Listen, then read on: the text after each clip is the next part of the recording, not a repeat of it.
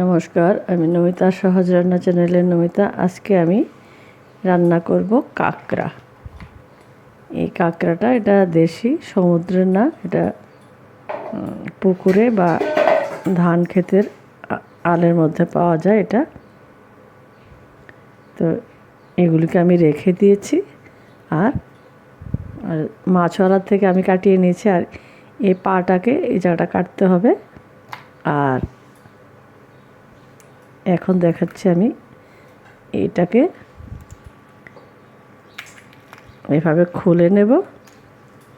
খুলে নিয়ে এটাকে আবার পরিষ্কার করতে হবে যেই জায়গাটা নেওয়া হবে। আর এই যে খোসার ভিতরে এই জায়গাটাতে অনেকখানি তেল থাকে, ওই তেলটা আমি খুলে নেব।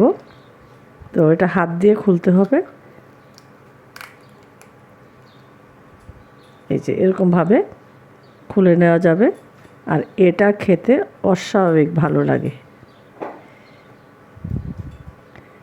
এটা পরে আমি রান্না করব। এইভাবে আমি সবগুলি কেটে নেব আর তারপরে আমি দেখাচ্ছি। সবগুলি আমি কেটে নিয়েছি। এই যে খোসাগুলির ভিতর থেকে আমি তেলটা তুলে নিয়েছি আর এগুলিকে আলাদা করেছি। এগুলিকে ভালোভাবে এরকম আঁশ থাকে, এটাকে পরিষ্কার করে নিতে হবে। সবগুলি পরিষ্কার করে ধুয়ে তারপরে রান্না করব। এটা আমি কুমড়ো দিয়ে রান্না করব। আর এটা পেঁয়াজ আর কাঁচা লঙ্কা দিয়ে সামান্য নুন হলদি দিয়ে একটু ভেজে নেব। এটা খেতে অসাধারণ লাগে। সবাই আমার রান্না যদি পছন্দ করেন তাহলে আমার চ্যানেলটাকে সাবস্ক্রাইব করে দেবেন। আর আজকের রেসিপিটি ভালো লাগলে লাইক, কমেন্টস আর শেয়ার করে দেবেন। তো আমি এখন এগুলোকে ধুয়ে পরিষ্কার করে, ওইদিকে আমার কুমড়ো কাটা হয়ে গেছে, আমি পরে আসছি। আমি কাঁকড়াগুলোকে নুন হলুদ দিয়ে একদম লাল লাল করে ভেজে নিয়েছি। আর এখানে নিয়েছি কুমড়োটাকে নুন হলুদ দিয়ে একটু হালকা ভেজেছি, আবার যাতে গলে না যায়। তো এখন কড়াইতে আমি দিয়ে দিয়েছি তেল। আর এর মধ্যে দিয়ে দেবো আমি একটা তেজপাতা আর একটা শুকনো লঙ্কা দেবো। আর ফোড়নে দিয়ে দেবো আমি মেথি। কুমড়োর সাথে মেথিটা খুব ভালো লাগে খেতে, মেথির গন্ধটা। তো এটা আমি ভেজে নিচ্ছি। মেথিটা অল্প সময়ে ভাজা হয়ে যাবে। আর এখানে একটা বাটিতে আমি নিয়েছি জিরা পাউডার, ধনে পাউডার আর লাল লঙ্কা পাউডার আর দুটো কাঁচা লঙ্কা আমি এর মধ্যে জলে ভিজিয়ে রেখেছি যাতে মশলাটা জলে না যায়। আর কুমড়ো ভাজার সময় আরও কাঁচা লঙ্কা দেওয়া হয়েছিল।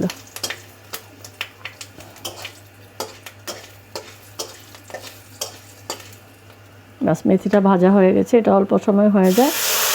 আমি দিয়ে দিলাম মশলাটা, সামান্য একটু কষিয়ে নেব।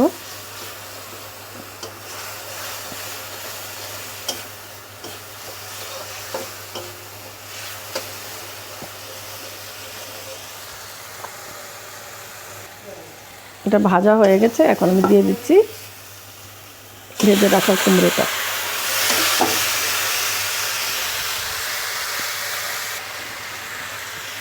আর এটা আগে থেকে ভাজা আছে, এখন আমি দিয়ে দেবো ঝোলের জন্য জল। এটা একদম শুকনো হবে না, হালকা হালকা ঝোল থাকবে ব্যাস। আর এটাকে আমি একটু ঢেকে দেব একটু সময়ের জন্য। ঝোলটা ফুটে উঠেছে, এখন আমি ভেজে রাখা কাঁকড়াগুলো দিয়ে দিচ্ছি। রান্নাটা হতে আর বেশি সময় লাগবে না। আমি বলতে ভুলে গেছি, জলে গুলে রাখা মশলার মধ্যে একটু গোলমরিচ পাউডারও ছিল।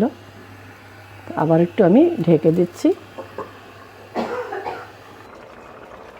হয়ে গেছে আমার কুমড়ো দিয়ে আর কাঁকড়া রান্নাটা।